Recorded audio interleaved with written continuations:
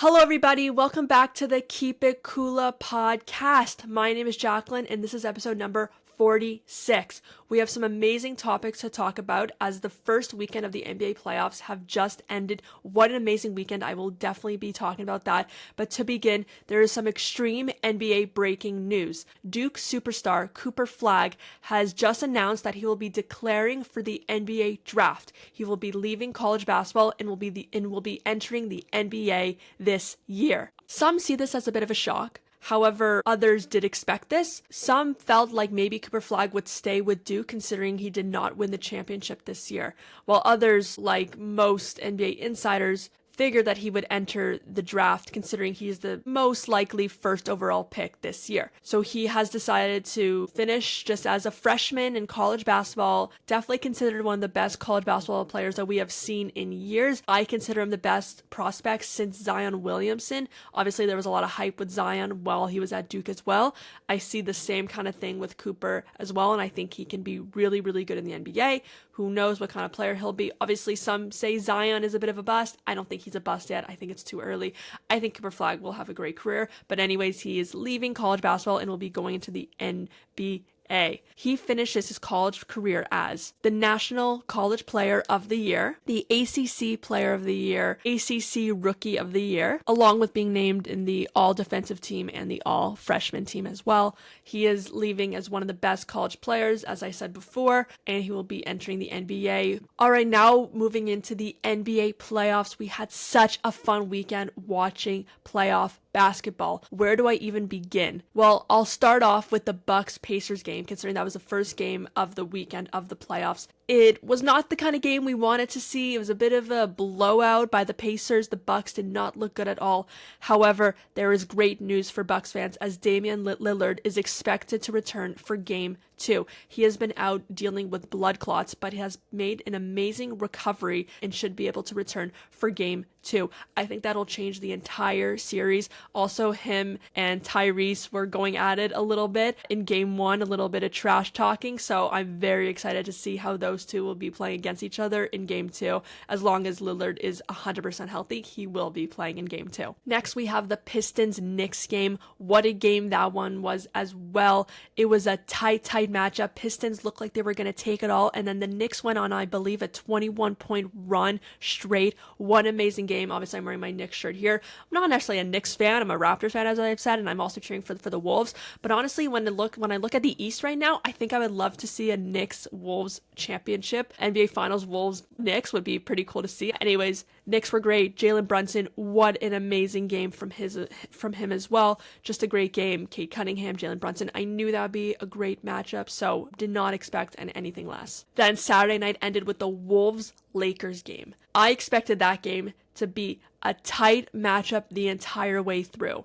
However, that is not what happened in the slightest. The first quarter, the Lakers looked powerful. Luka Doncic scored 16 points in just the first quarter. They looked unstoppable. But then the Wolves came alive and took that game away from Los Angeles. The Lakers crowd was silent. Anthony Edwards finished the game with 22 points. Naz Reid finished the game with 23 points. And Jaden McDaniels finished the game with 25 points. Watching the game as well, are the Lakers too small for the Wolves, right? Wolves are playing big ball. Lakers are playing small ball, right? The Wolves have Rudy Gobert. They have Naz Reid. They have Julius Randle. They have Dante DiVincenzo as well. They're shooting threes. They are a big team. And then you look at the Lakers. They are a small team. Those centers, those power forwards are small guys. Will that make a difference in this series? I think yes. I think small ball versus big ball, I think it's going to go to the Wolves in the end. It will go to a 7-game series. I think the Lakers will take Game 2.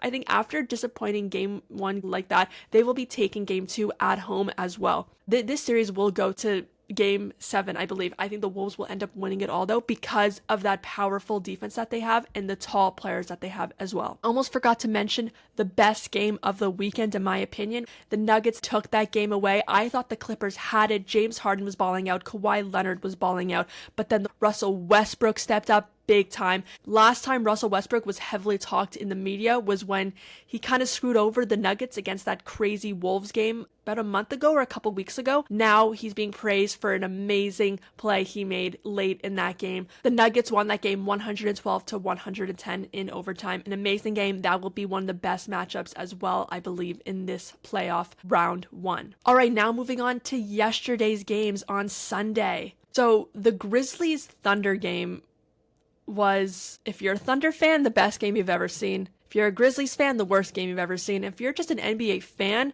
it's not a game you want to watch during the playoffs. The Thunder beat the Grizzlies by 51 points. That is the 5th biggest blowout in NBA playoff history. At one point, I believe they were beating the Grizzlies by 56 points. That would have broken a record, I believe, as well. However, this game was finished the second it started. This Thunder Grizzlies game was just absolutely embarrassing for Memphis. And now, looking into game 2, how do you come back from one of the worst performances I have ever seen? Jaren Jackson had an awful performance, and considering the season that he has had as an all-star, I expected a lot more in the first game of the playoffs. He finished this game with 4 points. How do you finish a game with 4 points as an all-star? That is one of the worst performances I've seen this weekend. I will get into as well some of the bad performances that I saw this weekend that I was surprised about, but that was just bad. And how do you come back? Ja has to step up even more. I know he scored 17 points, I believe. He still has to step up. I don't know if they're going to be able to get it done, though, against the Thunder, who is the best team in the NBA. Next, I want to move on to the Celtics Magic game. That game started as a very tight matchup. I know the Celtics took it away in the 4th, but it was a very tight matchup ending the first quarter and the first half as well. The Celtics were so calm, they were so comfortable, and they were so collected, even with Jason Tatum not having his best game of his career. Tatum went 8 for 22 in field goals, 1 for 8 in three-pointers, and 0 for 4 in free throws. He did not have a good game at all. I know he finished the game with 17 points, but that is not a good game at all. However, when you play on such a great team like the Celtics, you can get away with having a bad game, and that's what makes the Celtics team so powerful. Other teams can't necessarily get away with one of their stars having a bad game, right? The Celtics are so good that they don't even need Tatum to have a good game. They have all these pieces that come together even when their star player is having a bad game. However, I do want to note how great of a game Paolo Banchero had. He is only 22 years old, I believe, and scored over 30 points against this dominant Celtics team. I think the Magic can make it interesting. I know the Celtics are so powerful. I think they're the best team in the East still. I know the records, some may say Cavaliers are over them. I personally want the Knicks in the finals, but I think the Celtics are actually the best team. They are the reigning champs, and they are just so good out there. However, I think the Magic can make it interesting. I think the Celtics will end up winning it, but I think the Magic can win one game in this series, or maybe 2.